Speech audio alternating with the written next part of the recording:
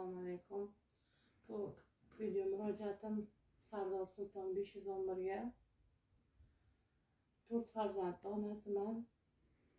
Shulardan 3 farzandim tug'ma bolalikda nogironligi bor. To'ng'ich farzandim hozirgi vaqtda Rossiya davlatida davlat bergan uyda yashardik. Biz davlatimiz tomonidan 2020-yil uy berilgan bizga. Shu uyda yashardik. O'sha o'g'lim 21 yoshga kirganda ona uylanish vaqtim yaqinlashdi. Borib hech bo'lmasa uchastkaga pul ishlaylik, bir uy-joy qilayman ham degan maqsadda yaxshi niyatlar bilan Rossiya davlatiga ketgandi, ishlagani. Sentyabrda kelaman, ona 2 oygina qoldi, sog'indim oilamni. Boraman deb turgan joyda 2 oy qolganda tuhmat bilan bolam qamalib qoldi. O'zini barcha yaxshi niyat bilan yig'gan hamma pullarini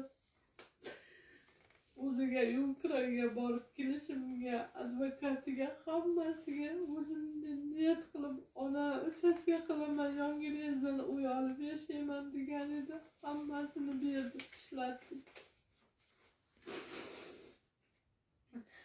1 yil bo'ldi o'zi pastda bo'lmagan, 7 yil kesishdi. Advokatimizni harakatlariga endi urushga deb majburlashyapti, har tomondan qiynashyapti. Xat maktub orqali yozishaman. Qora qilib suratlarimizni jo'natish ekan, olib borar ekan. Shu suratlarimga qarab ukalarimiz nima qiladi? Sizdan murojaatim jon uka, shu bolamni yoniga borishim uchun yordam qilishingizni so'rayman. 3 ta farzandimdan ortib hech qayerda ishlolmayman, hech qayerga chiqolmayman, hech pularni tashlab bir joyga ketishni o'zim hech sharoiti bo'lmagan. Hokimiyatdan ruxsat so'rab o'sha davlat uyidan bitta xonasini, kichkina xonasini do'koncha qilib shu bilan ishlatib yuribman. O'zim Samarqandga qarayman, Navoiyda bolalarni o'qitaman, hozir o'rtanchiman. Navoiyda internet maktabida o'qiydi, dushanba kuni ketadi. Shanba kuni keladi. Bu katta to'ng'ichim, uydagi hozir katta bolam operatsiya bo'lganligim tufayli hozir menga yordam sifatida hozir uyda maktabda sababli qolyapti. Bu ham maktabga o'qiydi.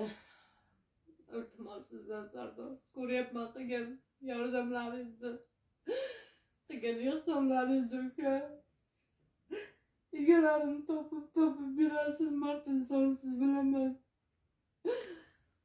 Meni o'g'limga ham akalik qiling jon uka. Sizdan iltimos qilaman. Musofirlikda ko'rib yuribsiz-ku, musofirchilikni qiyinchiliklarini, sog'inchini, hamma narsasini. Bitta dardkashim, dardlashay ko'rdim, shu edi suyanchig'im, faqat telefonimga ham suyanchig'im deb yozib qo'ygandim. Iltimos qilaman, meni ham eshiting, tinglang. Barcha qiynalganlar ko'ryapsiz, bir tinglar videolarini ko'rib izlab boryapman. Maniki xohlasangiz hammasini qog'ozlari bu. Mana bu kattasiniki. Bu mana bu o'rtanchi, o'sha 3 ta bolamdan o'rtanchimniki. 2 ta o'g'ilga ko'nikkandim, o'g'il bola ham mayli deb, lekin men umidimda qizim ham xuddi shunday tashxis bilan, uchalasi bir xil tashxis bilan qizimniki xuddi shunday bo'lib tug'ildi. Qizim ham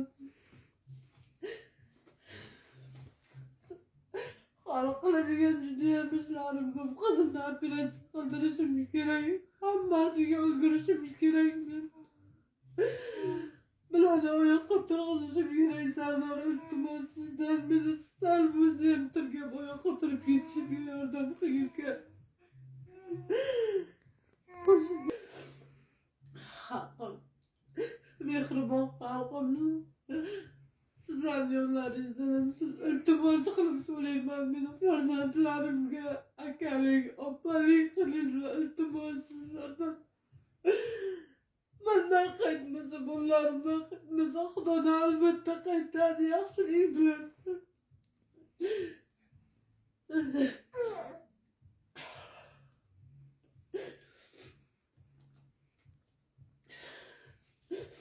O'zim yaqinda operatsiya bo'lib qoldim.